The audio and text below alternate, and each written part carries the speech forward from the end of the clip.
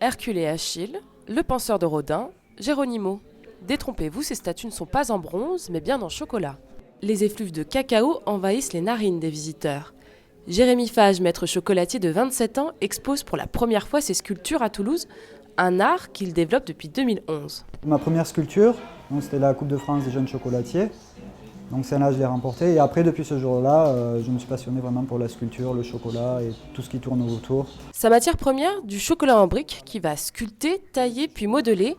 Ici, rien n'est perdu, tous les copeaux sont récupérés pour être fondus puis réutilisés. J'ai coulé ces petits blocs pour partir sur des petits masques inca, africains, peu importe. Donc là, je lui donne une sorte de forme un peu ovale. Les pièces sont sculptées une à une, puis assemblées. Des plumes aux bijoux, tous les détails sont réalisés en chocolat. Les poudres alimentaires servent au maquillage et le cacao est utilisé pour les textures. Il lui aura fallu 3 mois de travail et 80 kg de chocolat pour venir à bout de ce rhinocéros. J'imaginais pas qu'on puisse faire des choses aussi belles avec du chocolat. Vraiment, si on ne sait pas que c'est du chocolat, franchement, on s'y trompe. Une exposition incroyable. Déjà, on rentre et on a l'odeur du chocolat en plein nez. Et surtout, il faut vraiment s'approcher et se rendre compte que tout est absolument au chocolat. Et c'est quand même assez magique.